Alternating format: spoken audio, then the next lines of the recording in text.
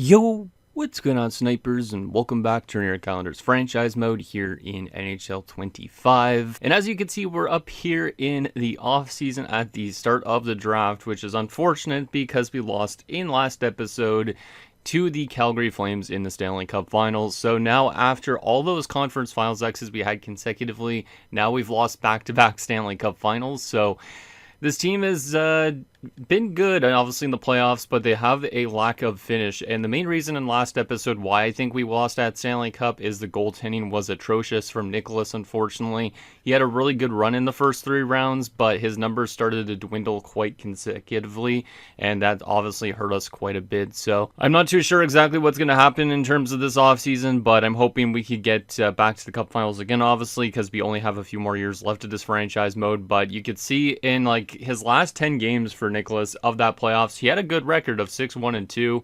It said 897. Actually, maybe that's during the regular season and season is showing still, but yeah, it's definitely showing the regular season.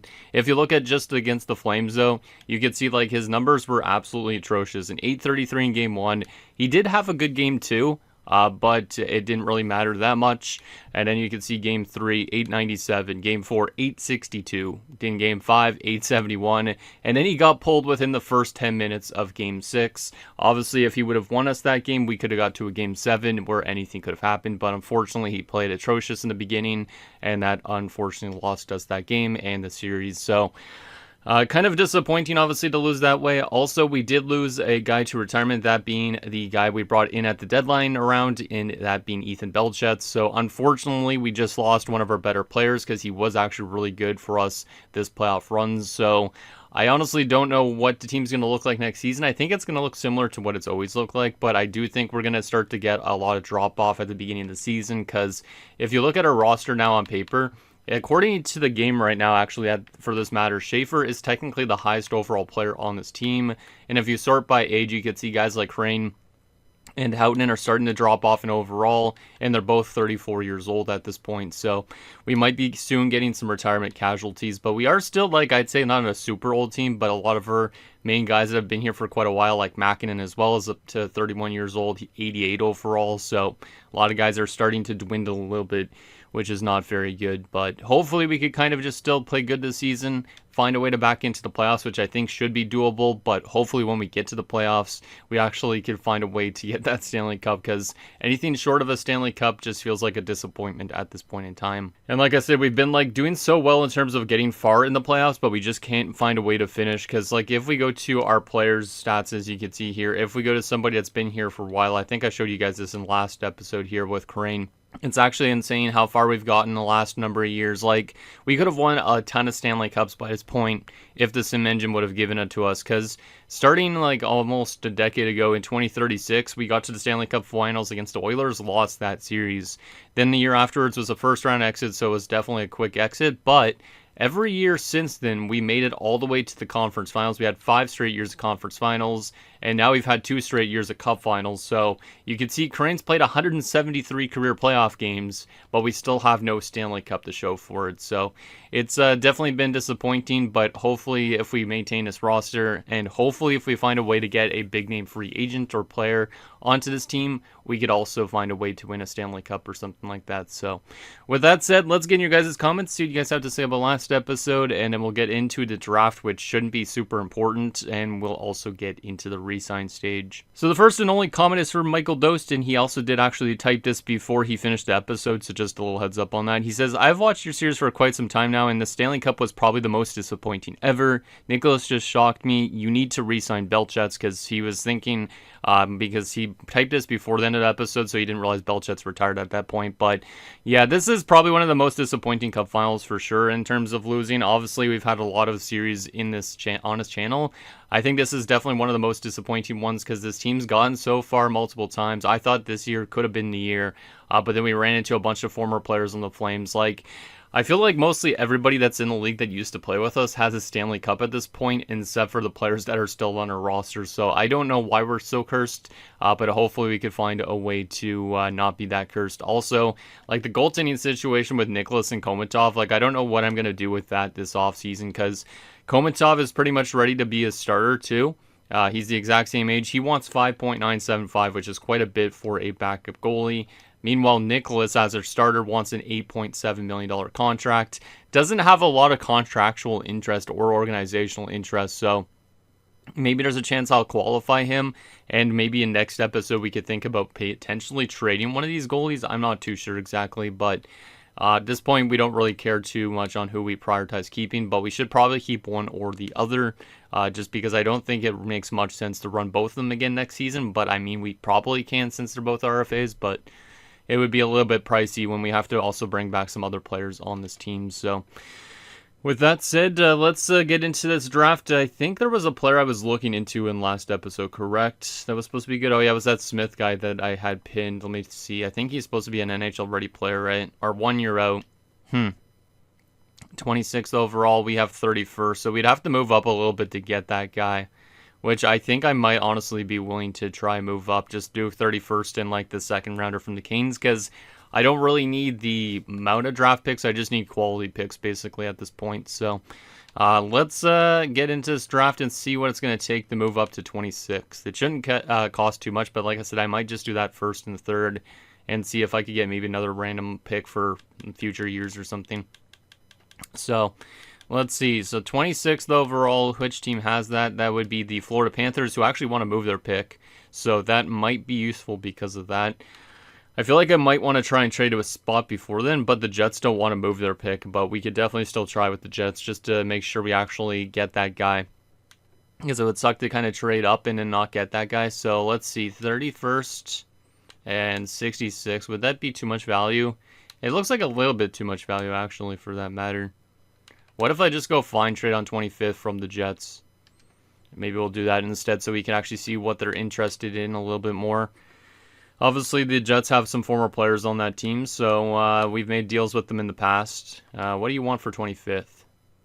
We're not giving you that. I do not mind getting rid of Lindsay, like I was saying in last episode either, because he's going to be more expensive.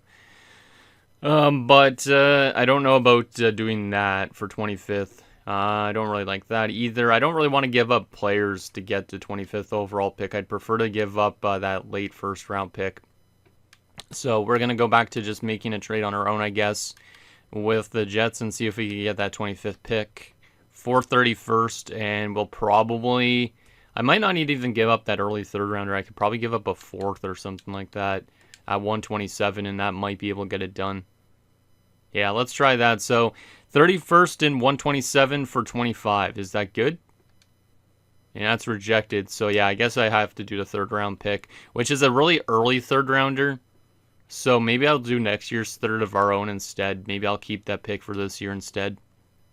So a first and a third to move up 6 spots in the draft to hopefully grab ourselves a defenseman that could play on our blue line in a season or so. Would this work? The answer is rejected. No. Damn, I'm kind of surprised that got rejected. Maybe it's because our third rounder would be later. I guess I'll add the one from Carolina. I don't know why that just disappeared. What the hell? Let's do the third from Carolina as well. So 31 and 66 for 25. And that's accepted. Okay, so that was a little bit more expensive than I'd like, but we should be able to get that defenseman now, which I think is not a bad idea to draft ourselves a defenseman that's 1 year out, because he will at least get the play before the series ends. Because if we go back to Carson Smith, I think his name was, I had it pinned. He looks like he's going to be a pretty good player. Low elite two-way defenseman. He's got really good stats all around. He's 1 year out, so I think he's definitely the guy to take for this team. So I didn't want to go actually B. Goddamn, I almost exited out of the draft. That would not have been good. But first overall goes the franchise guy to the Carolina Hurricanes, who take Lance Smits, power forward. All right. Pretty solid player. So that's going to be the latest franchise player into this franchise mode probably. And we won't get to see this guy's entire career, but maybe he'll have some good years in the beginning for Carolina. All right, Dallas at number 2 takes McBain, who's a DFD 79 overall. Shutdown and Ice Pack, not too bad for Braden McBain. San Jose at number 3 is going to select Orr, who is a sniper 81 overall. Lincoln Orr. Lincoln Orr sounds like an old school name. Just because Orr, obviously, for Bobby Orr and Lincoln, like Abraham Lincoln. Tampa at 4 is going to select Gomez. Casey Gomez, who is a defenseman, right-handed DFD. All right. And finally, Boston at 5 is going to select Smaby, who is a 77 overall medium elite two-way forward. All right. So there is your top 5 of this year's draft. Let's simulate to our pick at 25, and we will be able to get Smith, it looks like, which is good. Perfect. That's good, because I guess I could have got him one more spot later, but I was not sure if the AI was going to somehow find a way to take him early. This guy's also 2 years out, but we don't really need forward help that much. Defensive help might be a good thing. So Carson Smith, welcome to Long Island. 75 overall low lead. See, that's why we traded for to get this guy. This is a huge pickup for us. Doesn't have any X factors, but he's already AHL eligible as a 75 at 18, so there's a good chance we'll play him in Bridgeport next season because of that. Try and get him to the NHL as fast as possible, because if he gets to the NHL fast as possible, maybe that will help us with our blue line a little bit, and he could easily be a replacement for somebody like Lindsay if I decide to move on from Lindsay in either, probably in next episode, because I don't think I would trade him in this episode. Because if we go to offer or find trade, let's just see what we could get potentially for guys that we were thinking about moving out from. Because our defensive core right now is still pretty good, but Lindsay's not getting enough ice time, I feel like, on this team to be in the lineup next season. Because our top 4 is already pretty much set in stone. We want to kind of get Savage back into the lineup too, so if I go find trade on Lindsay, what would people be willing to give us? A 3rd and a 4th Buffalo? That's barely anything, man. A high 9 and a 5th, 2 4th rounders. At this point, it's better maybe just to qualify him, but damn, not a lot of good offers from like a 3rd and a 4th round pick for somebody that's an 82 overall low elite defenseman. That seems like a very low cost for these teams to be willing to pay. Now, he is a pending RFA, so maybe that's why. It's just basically his signing rights. So if we get him signed up, maybe, and then we trade him instead, maybe that would be better. But yeah, that's not the best return I was thinking I'd get for somebody like him. But yeah, it's probably just because he's a pending RFA or something like that. Savage, I'd like to get him into the blue line next season. That means maybe letting go of Jang, but Jang was actually really good in the playoffs, so I'm not too sure about that.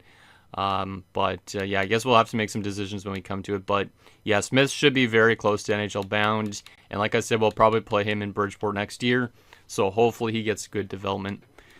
All right, so that is that. Let's simulate to our next pick at 63, which is actually my favorite number. So maybe we can find a good steal here at 63rd. Probably not, though, because this class doesn't look the craziest. Hey, we do have a goalie pin still and another potentially low league guy in Guy Brouillard. I mean, it is well good with Brouillard, to be honest, because I don't really need the goalie prospects that much. I don't really want a low top 4 defenseman in Phillips. Brouillard could also be a low top 6, which wouldn't be very good. Like, he could be literally just as good as this Nordgren guy.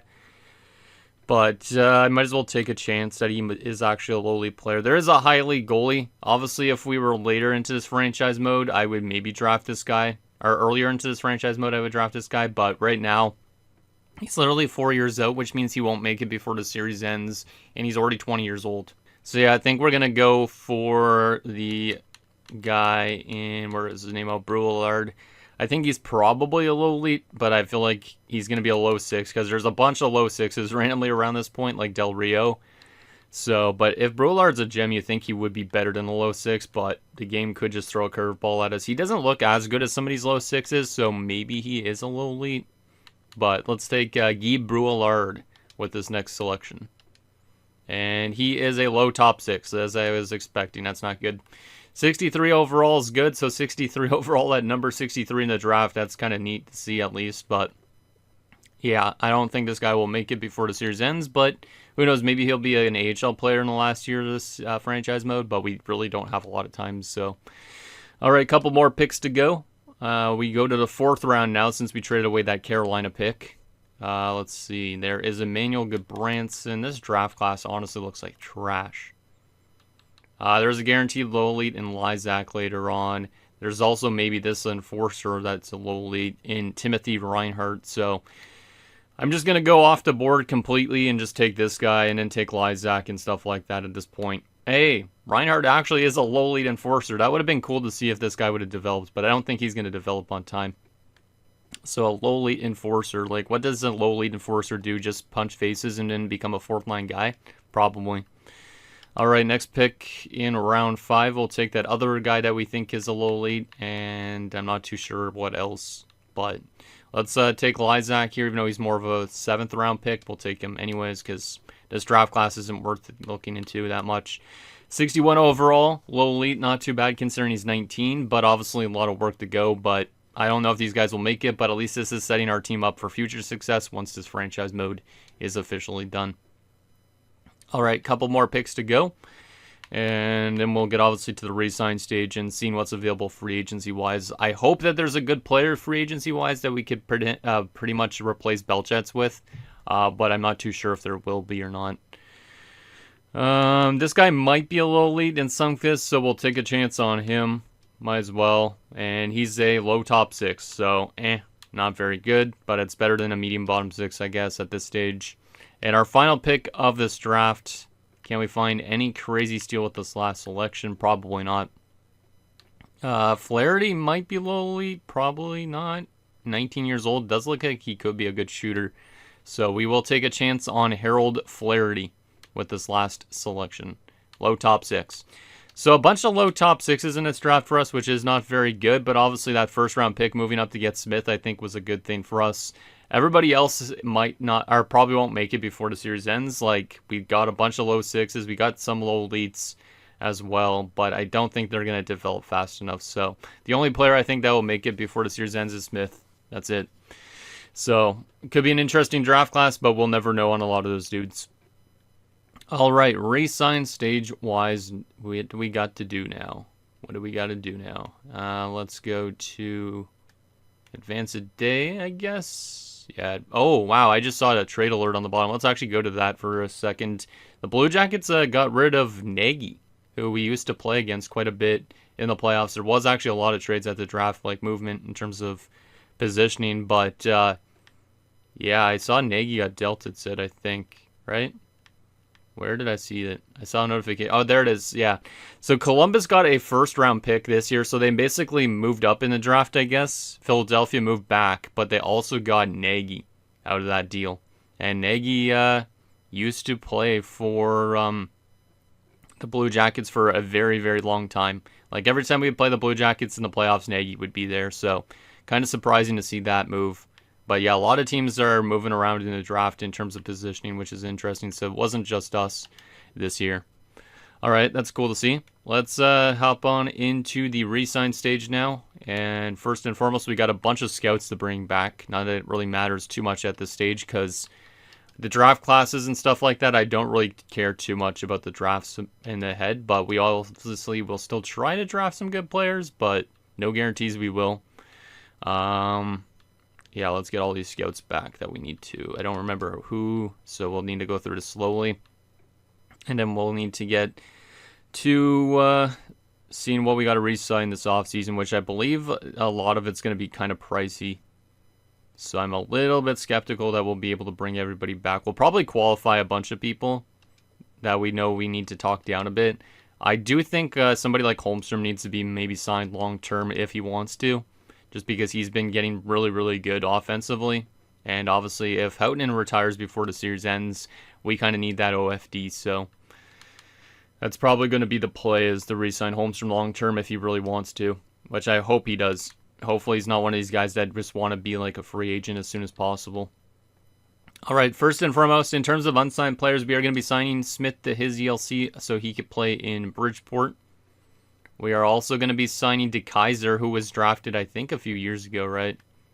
Yeah, he was drafted last year in the first round, and he's developed to a 72 at 19, so we'll get him signed. Maybe he makes it before the series ends as well. And everybody else will stay unsigned for now, but some of them might get ELCs soon, so that's good. RFAs. The first one I want to talk to for a long-term deal is Holmstrom. Holy shit, man. Wow. I mean, he is a good defenseman, but that is quite the costly price point. He doesn't have a huge organizational interest either, so I can't really talk him down too much. But he is a great defenseman, And he's been getting much better offensively and all that this season, these last few years. He's only 24. I feel like we got to give him something like that. What is he? How much money we have? $28 million. That's not a lot. Let's get some of these AHL guys signed up, and then we'll come back to the NHL guys just because I don't know still what we're going to do with some of these contracts.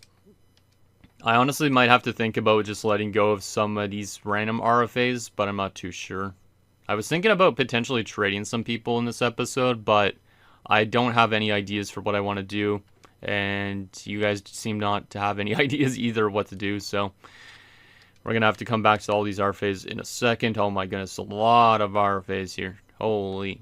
Okay, UFAs, what do we got? So there is Bergenheim who needs an ELC for the AHL, which means, unfortunately for that, we are going to have to let go of Vishnevsky because that's just too much AHL goalies. So Vishnevsky's been an interesting goalie. He's a high AHL starter. I don't think he grew at all since we drafted him, but he's been a long-term AHL goalie. He hasn't been very good in the AHL for that matter, so it's not a huge loss, but we'll let him walk to free agency. And then we'll go back to UFAs here. Let's go to the bottom of this list. Barker has potential, but he's not developing fast enough, so we're going to let him walk. I know I don't normally let goalies walk, but at this point, we don't really care if he's not going to make it. St. Louis is 65 at 20, which isn't too bad, but I'm going to let him walk. Gove is a first-round pick, correct? Or a second-rounder? No, he's a fourth-rounder. 65 at 19 isn't crazy, but he's got medium 6 potential. I'd probably prefer to sign Girard, though, because he's a little late, so we'll sign him. Ekblad's a 66 at 21. Damn, that's pretty bad for a medium elite. I feel like a lot of these guys aren't going to pan out that well. Corbin is a low 4. We're going to let him walk as well. Markstrom, 71 at 20. That's pretty good. We'll sign you up. Koivunen still is good, too. He was a first-rounder, I think, a few years back. We'll sign him up. And Gove, I don't know about signing Gove. He does have the potential. But once again, will he make it before the series ends? It's tough to say. So, maybe we'll sign him. We do have the roster space, I guess. So we'll sign him up. But now we got to get into these tougher ideas. So I am going to be letting go of Hornqvist. He was just more of a depth pickup. Oh my goodness, all these guys too. Oh my god, there's so many players to sign with so little cap room. I think we might honestly have to qualify one of these goalies. Like, I'm going to qualify Komatov for now. We are probably going to trade him. Or we trade Nicholas, but Nicholas is too pricey at 7.2. I can't sign him long-term right now, so we'll qualify both goalies. Popov, what are you asking for at this point? 3.2, goddamn, man. We're going to qualify a lot of these lower-end RFAs, I guess, and then think about potentially trading away their rights in the next episode. Because I can't really give guys just $5 million willy-nilly, so to speak. I wanted to get Kazanov and Holmstrom signed long-term, but I don't think I really can. Both of them are going to be pending UFAs at the end of the year if I don't. Actually, Kazanov has one more year of RFA status, it looks like. Meanwhile, Holmstrom, I think he's got only one more year left, right? Oh, no, he's still an RFA at the end of this upcoming year. I kind of feel like I need to sign Holmstrom long-term, but not too sure on that. Hamilton was our third-line center last season, but he's dropped off to a 79 and listed as a depth forward. I do like Hamilton. He brought some good stuff for us this year, but I think just because he's dropped off to a depth forward, I mean, he could be a good depth forward still for us, but I do like Russell's play as well. Russell was actually really good for us in the postseason. 26 points in the regular season. Playoffs, he brought up 10 points. I do like Emilio Russell's play last year quite a bit. I think I'm going to prioritize Russell over Hamilton as maybe that depth center. He actually wants more money, though, than Hamilton, which is kind of strange, but he does have the organizational interest, so we should be able to not get him for too less. 1975. You know what? We'll do it. We'll do it. Hilbert's a 79 at 25. He's not going to get much better. We should be able to get him for cheap, too. But we're going to have to make some trades, I think, for sure, next episode to free up some cap space. Jang was actually really good in the playoffs, and he still wants over $2 million, which is kind of expensive. But he is a top 6 defenseman. Yeah, I don't know about that. I don't know about that. Let me come back to that in a little bit. I guess I'm going to let go of Hamilton because he is getting older too. He was good for us, but we're going to send Hamilton to free agency. But yeah, Kazanov and Holmstrom. Let me advance today just to see if I get those UFAs that were offered contracts or not. So yeah, Russell's back. Same with Hilbert. That's good. Okay, so $28 million. Do I want to spend most of that on... most of these guys combined won't be too expensive, I think. If I was to get Kazanov on a 4-year deal like he's asking, the lowest I could probably give him is like maybe 7.475. Maybe 7.45 even. I think that's not bad.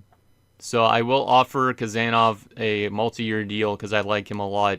I honestly could part ways with all these RFAs here down below, so we could make some trades with them in next episode. But Holmstrom doesn't have a huge organizational interest, but I do like the guy a lot. I think he needs to be here.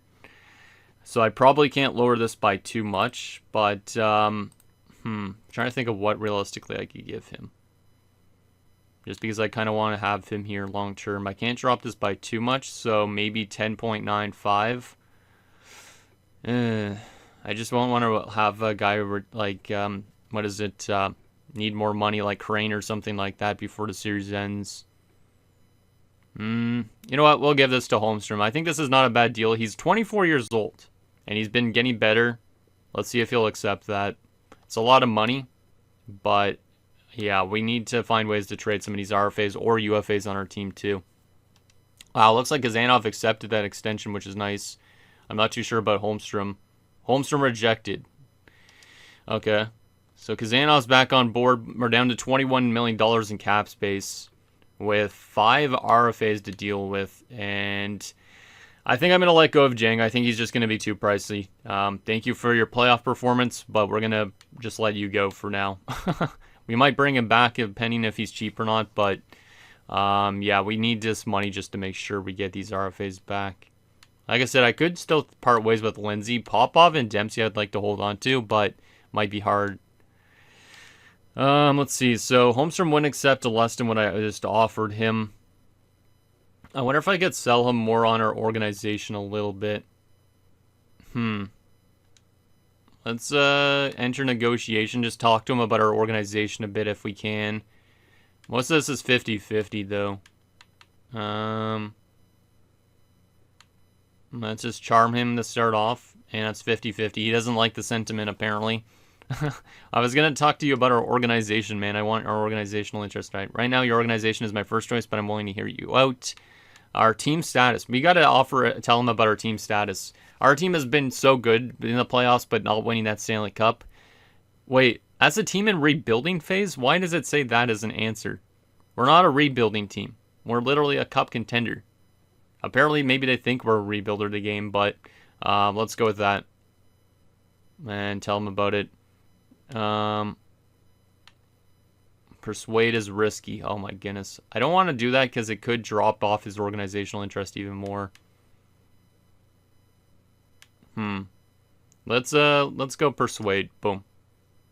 And that still doesn't work. Oh my goodness. Yeah, that lowered that organizational interest. Let's talk more maybe about our market. And let's try this again. There we go. Okay, that one worked. So that one is good. That'll get that organizational interest up a little bit more. And we should be able to end conversation right here. All right, so we got him a little bit more organizational interest, but we also lost organizational interest. So I don't think that conversation really did anything too much for us. He does have more interest in the contract maybe now, but let me just drop this down. I can't get him below 11, it seems like. Let's give him 11.25. How was he good? How good was he last season again? Let me just double check on this, make sure he's actually that good. He's got really good attributes. Last season he had 54 points. He has been getting better every single season of his career pretty much.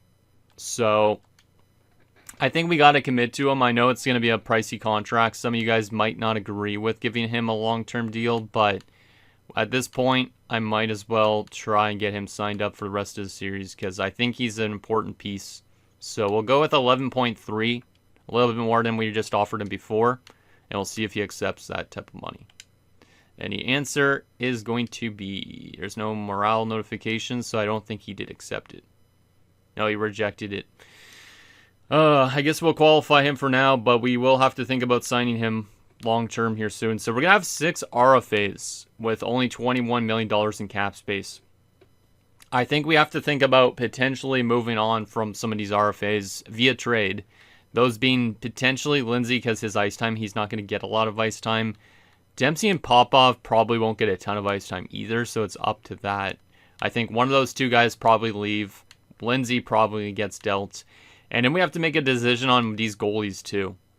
Because I don't know if we should keep both of them. I think they're going to be too pricey. So we're going to have to definitely make some decisions with that in the next episode. So with that said, let's simulate to free agency and see if there's anybody worth us signing potentially this offseason, if we could free up some cap space, that is. But first and foremost, let's go to find trade on our RFAs and just see what I would throw at us for one of these guys that are unsigned at the moment.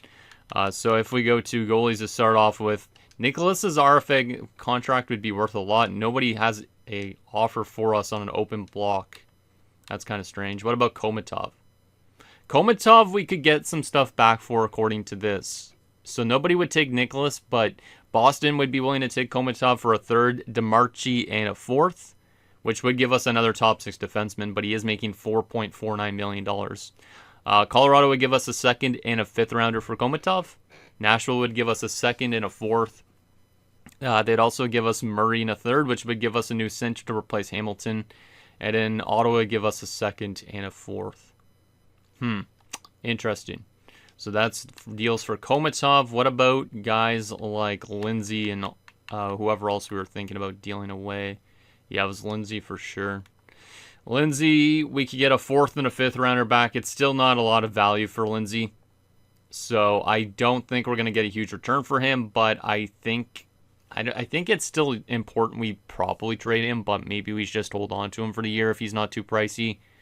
We could literally get back a random defensive prospect if we want, but yeah, maybe trading him would be okay, but at the same time, I feel like he should have more value than what we're getting back potentially. So not too sure if we trade him, but I think it probably makes sense with all the top 4 defenders we have at the moment. Because right now, we already have pretty much our top 4 set in stone.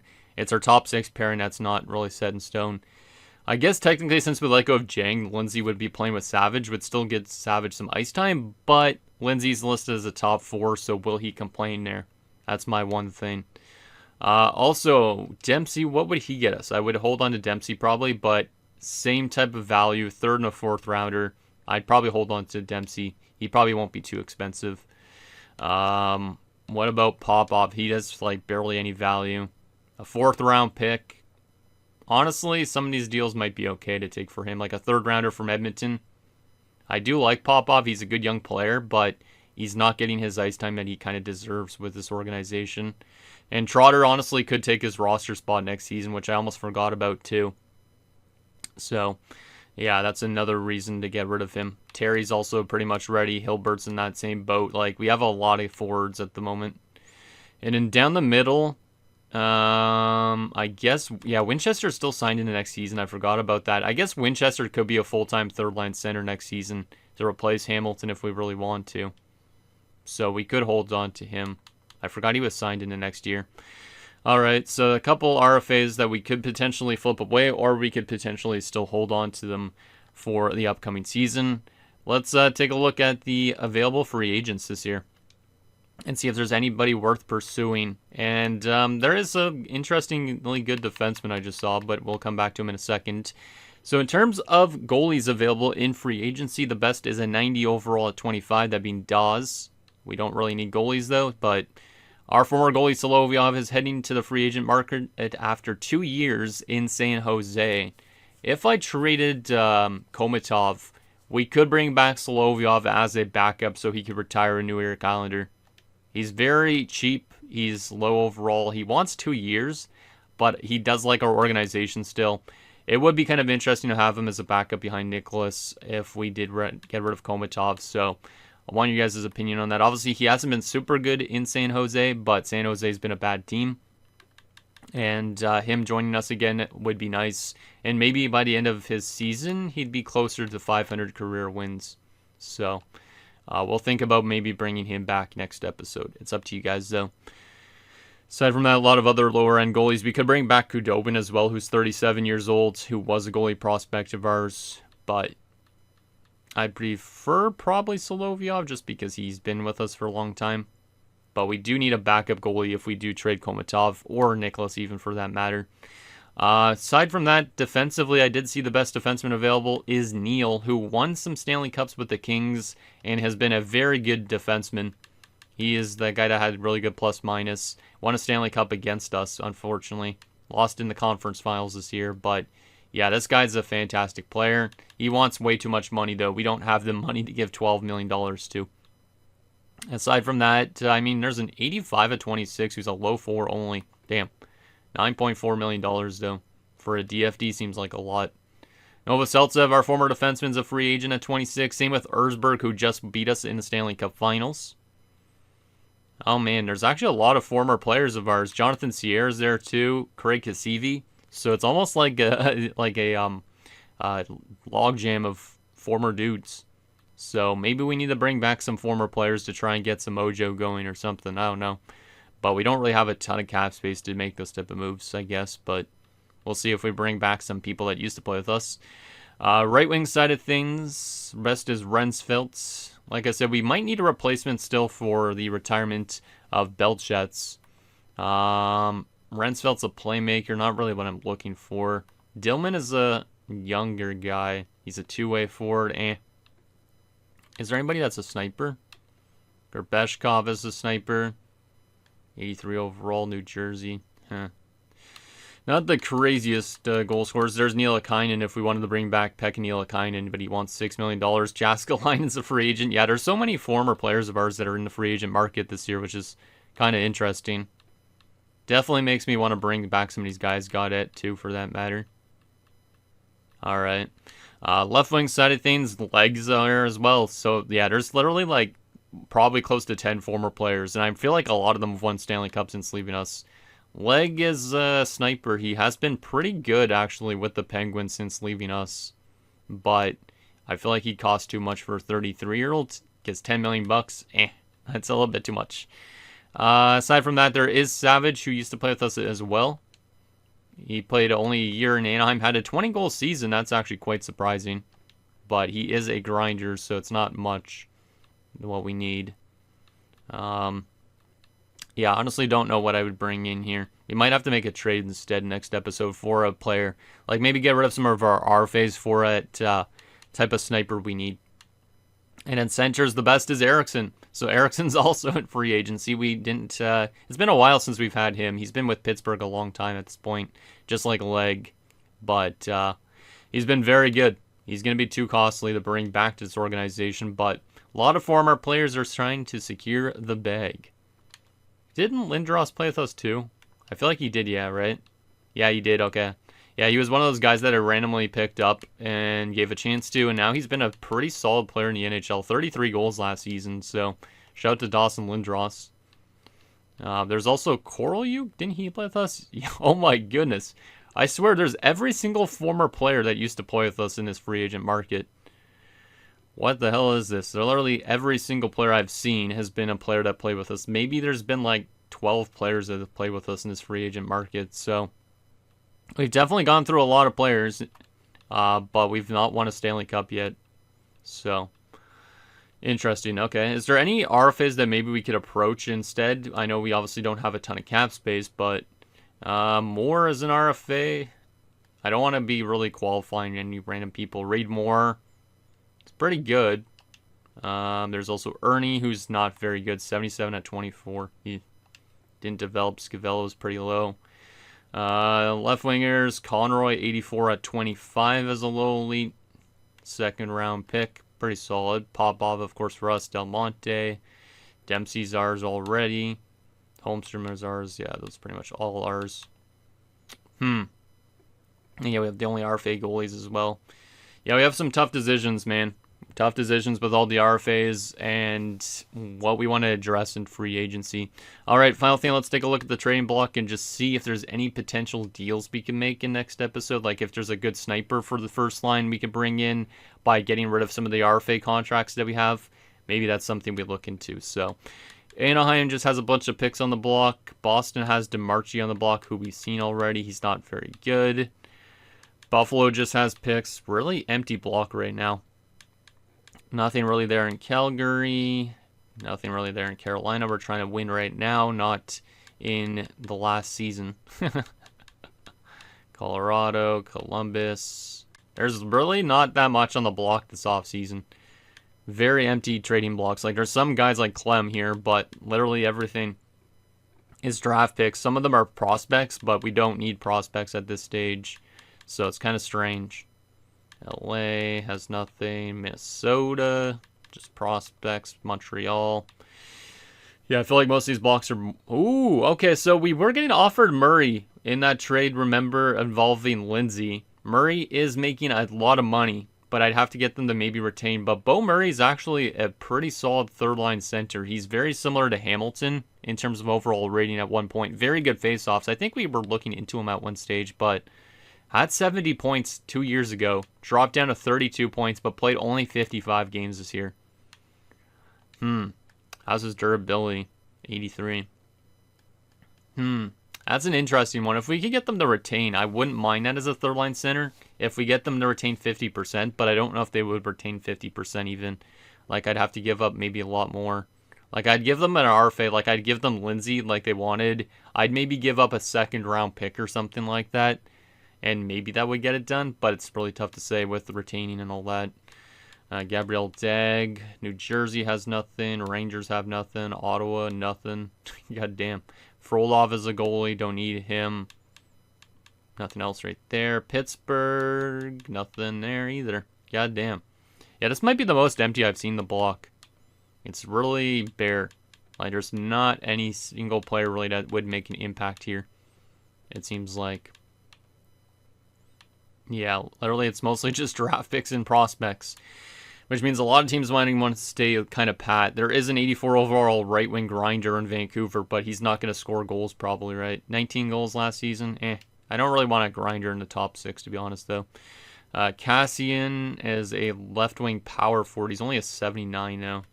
Had 9 goals last season, so nah. There is some players in Vancouver, but not really good ones. I am not seeing anything hardly. Okay, well, I don't know what we're going to end up doing in terms of addressing that spot where Belchats was. Obviously, we could wait till the trade deadline to approach that. But right now, if we look at our depth chart, I guess, technically, in terms of, like, contracts and all that, if we look at, like, our forward depth chart, our forwards are definitely not as strong as they used to be. Like, technically, right now, the first line would be Makinen, Ragnarsson, and Crane, Ashton, Kazanov, and Lehman. And then Trotter, Winchester, Hilbert, Russell, Desrochers maybe, and Terry. But there is also those RFAs that we have, for that matter, which I almost forgot about, which Dempsey and Popov would knock into the lineup. So I guess Dempsey would be probably third line. Hilbert would be fourth line, and then the other guy. Yeah, maybe we need to think about trading Popov. That actually could be the best bet for that forward, because I think Dempsey would fit nicely on that third line with Winchester and Trotter, and then technically Popov would be a fourth liner and Hilbert would have to get scratched, or actually Hilbert could play potentially too, but I wouldn't mind getting Desrochers in if he can't play. So yeah, I don't know what this forward group, it's kind of a bit of a mixed bag. It's not crazy. We definitely could use a high-end talent player, but maybe we don't even need one, at least not yet. Defensively, this is interesting, though. Schaefer, Houghton, and Carlton are already signed. Savage would be in the top 6. We need... These two would be in our blue line as well. So technically, we have 6 defensemen as long as those 2 guys signed. But like I said, Lindsay probably shouldn't be playing as a top 6 defenseman. He should be playing as a top 4. So if we trade away Lindsay and we still sign Holmstrom, we probably still need another top 6 defenseman and a depth defenseman in the next episode. So, yeah, we might need a little bit of free agent signings. And then goalie-wise, obviously, like I said, it's probably going to still end up being these two guys. Well, maybe not these two guys specifically. It could be Nicholas and some random free agent goalie. It could be Komatov and a random free agent goalie. Or it could be these two again if we really want to. But I'd say leaning towards trading Komatov. Even though Nicholas was really bad in that Stanley Cup Finals, he was really good for the first 3 rounds. So we can't discredit him too much, I guess. So, yeah, I'm not too sure. I feel like with these RFAs, we probably have to think about moving on from Popov and Lindsay for sure, and in Komatov as well. And then we'll have more cap space to kind of sign stuff that we want and maybe potentially trade for too. If I actually go to the player search function, maybe we'll look and see if there's anybody out there in the entire league that isn't on the block. That could be that sniper we need, kind of like Belchet's was. So if we go 3 to 5 stars and we'll go to like 27 to 50. Actually, let's go 26 to 50. And we will also go with, can I change his player type? Where am I going to change that again? It doesn't even say, I don't think. Let's go forward. Oh man, now it reset it. Why does it reset? 26 to 50. He is a forward. And player role, first line forward, and we don't really care too much. First line or second liner, and we'll look for a sniper and just see what there is out there in this league that we can maybe afford to bring in. So if we look at people with like 1 year left on their contract, that might be, actually maybe not 1 year. I feel like that's going to be harder to find maybe. Let's see what we got here though anyways. So in terms of overall rating, is there anybody that, actually let's go down to like the 86 overall kind of guys. Like somebody that's not crazy high, maybe like 87 actually. Because I don't know if an 89 would be affordable. But is there anybody with like 1 year left that could be interesting? There is Harris, the former franchise first overall guy that was with Washington. He's been a really good player for them, but he hasn't gotten far in the playoffs. Honestly, DeAndre Harris could be interesting, but do we have a chance to bring him in? I don't know if he'd be on his team trade list or not. I definitely will look into that. He is making a lot of money, though, which means we need to get Washington to retain on that. But we'll come back to Harris and Washington in a sec. There is also Murata, who's got 1 year left in Calgary. He did just win a Stanley Cup, though, so probably does not want to leave there, likely. So we will forget about Murata, but we'll still remember Harris. There's Henricius, who's also Calgary. Scrivens, 85 at 28 with 1 year left. Only 18 goals last season. Solid shooter. But hasn't scored a crazy ton in his career. I don't know about that guy. This guy's a free agent. That's Leg, our former guy. O'Reilly. Yeah, there's not really a ton of big name snipers. I mean, some of them are probably too costly for us. Way too costly. Like Davidson, who's a pending free agent with the Vegas Golden Knights. He would cost way too much. Like, we'd have to hope he's a free agent at the end of the season if we wanted to bring him in. So, I don't think he's going to even be a free agent. There is, like I said, this Jaskalainen guy in Minnesota, too. Maybe. I don't know. A lot of these guys have a lot of modified don't trade lists, so I don't know if some of them would even come here. Alright, let's take a look at Harrison Washington briefly. And we'll see if maybe there's he would come to this organization. I don't know if he would come to this organization, but let's go to Washington and see. Obviously, Seal Fedor, former players there as well. But yeah, he doesn't want to come here because I click A and it doesn't say he wants to come here. So unfortunately, we're not on his trade list. I don't think there's a player we could bring in potentially to fill Belchet's void yet. I think we're going to have to wait till a little bit early into the season to find those type of players, unfortunately. So I guess for the most part, with the players that we have at our RFAs, trading them away for picks and prospects that we could use to trade away at the trade deadline might not be a bad idea. It's tough to say, but honestly, we have a little bit of a cap constraint, so we can't be like bringing in somebody that's making too much money, or else it's not going to really work. So anyways, guys, that's going to do it for this episode of Your Calendar's Franchise Mode. So in next episode, we will take it to free agency. We'll see if we sign anything big or not. Obviously, it really depends on how much those RFAs cost us.